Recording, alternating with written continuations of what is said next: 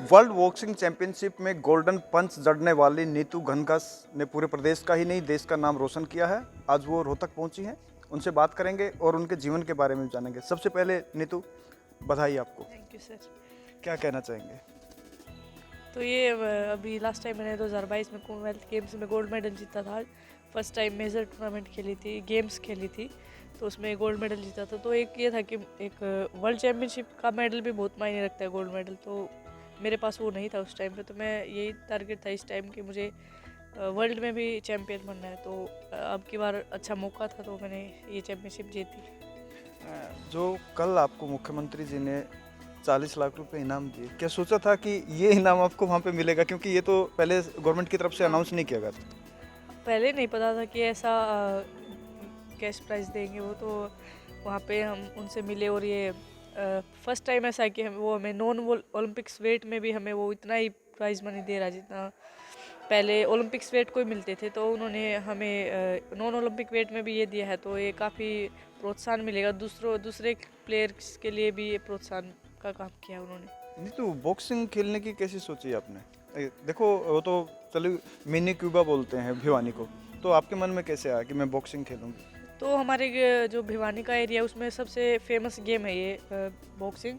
तो विजेंद्र सिंह का bronze medal आता जब 2008 में बीजिंग ओलंपिक में, तो उस टाइम से और ज़्यादा क्रेज़ बढ़ गया था। लड़कियां भी गेम की तरफ जाने ज़्यादा खेलने लग गई थी। तो मुझे भी एक कोई ना कोई स्पोर्ट करना था, तो इसीलिए मैंने बॉक्सिंग स्टार्ट किया। बॉक्सिंग स्टार्ट किया और बीच में शायद आप ऊंचाइयों पर पहुंचकर आपकी शायद शोल्डर इंजरी हो गई थी बीच में, तब क्या सपने लग रहा था कि शायद पूरे नहीं हो पाएंगे? अ, मेरी 2017-18 में अच्छी परफॉर्मेंस रही है। यूथ में मैं जो भी टूर्नामेंट खेले मैंने हर एक टूर्नामेंट में गोल्ड मेडल जीता है। लेकिन 19 में मुझे शोल्डर इंजरी हुई थी, जो 19 और 22 2 साल तक मुझे बॉक्सिंग से दूर रहना पड़ा था। तो उस टाइम पे ये लग रहा था कि मैं शायद कम बैक ना कर पाऊँ, क्योंकि ये हो जाता है कि इंजरी मुझे सेकंड ग्रेड टीयर था उस टाइम शोल्डर में। तो ऐसा लग रहा था कि मैं शायद कम बैक ना कर पाऊँगी। लेकिन मेरे कोचेज़ के सपोर्ट ने और फैमिली सपोर्ट ने मुझे इतना मजबूत बनाए रखा कि मैंने कम बैक किया और मैंने वर्ल्ड चैम्पियन भी शिप भी जीती है। आज नीति को हर कोई जानता है, लेकिन इसके पीछे संघर्ष कितना है परिवार से बेहतर शायद कोई नहीं जानता। हमारे साथ जय भगवान जी हैं, नीतू के पिताजी हैं। जय भगवान जी, आपने काफ़ी बड़ा एक स्टेप उठाया, शायद आपने बीच में नौकरी भी छोड़ी थी। हाँ जी, नीतू के लगभग 3 साल तक का अचीवमेंट बढ़िया नहीं आ रहे थे। शुरू में स्टार्ट करी बॉक्सिंग, तो नीतू एक दिन बोली मेरे को, मैं चंडीगढ़ से आया था ड्यूटी से, बोला पापा मैं बॉक्सिंग छोड़ रही हूँ। मैं क्यों? बोले अचीवमेंट तो आ नहीं रहे हैं, छोड़ देते हैं बॉक्सिंग। मैं आपको बॉक्सिंग नहीं छोड़नी बेटा, मैं नौकरी छोड़ देता हूँ। फिर मैंने लगभग 3-4 साल की विदाउट पे ले ली थी नौकरी, लगभग छोड़ ही दी थी। तो मैं नीतू को सुबह शाम ले जाता था जगदीश कोच साहब के पास, तो मेहनत करवाते थे, फिर ये मुकाम हासिल कर लिया। आज कैसा लग रहा है आप?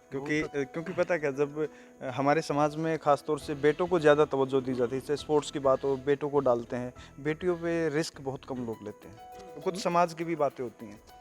ये नीतू है पहले से ज़्यादा एक्टिव थी लड़कों को, जैसे मेरा भाई का लड़का था उसको भी रिस्क करके इसको बॉक्सिंग में डाला था। नीतू, एक बार शायद जो मैरी कॉम की प्रतिद्वंदी है उसके साथ भी आपको खेलना पड़ा, डर था कुछ उसे? एमसी मैरी कॉम के साथ तो मैं उनको आइडल मानती हूँ अपना। जब से मैंने गेम स्टार्ट किया उनके बारे में जाना, फिर ये भी हुआ कि मुझे उनसे मिलना है। जब मैंने बॉक्सिंग स्टार्ट की थी तो फिर उनसे मिलने का भी हुआ, और कैंप में एक साथ ट्रेनिंग भी की है हमने। तो उनसे काफ़ी सीखने को मिला। और एक ये था कि हर एक प्लेयर का यही होता है कि एक बार वो एमसी मैरी कॉम के साथ खेल के देखे, तो मेरा भी था। तो मुझे ये सौभाग्य मिला कि कॉमनवेल्थ गेम्स की ट्रायल्स में मेरा उनके साथ ही मुकाबला था, और वो मैंने जीता भी। तो फिर ये चुनौती हो गई थी कि एमसी मैरी कॉम के वेट कैटेगरी में मैं खेल रही हूँ, तो एक उम्मीदें भी ज़्यादा बढ़ गई थी कि क्या जो एमसी मैरी कॉम ने हर बार गोल्ड मेडल दिए देश को, क्या मैं दे पाऊँगी? एक प्रेशर भी था।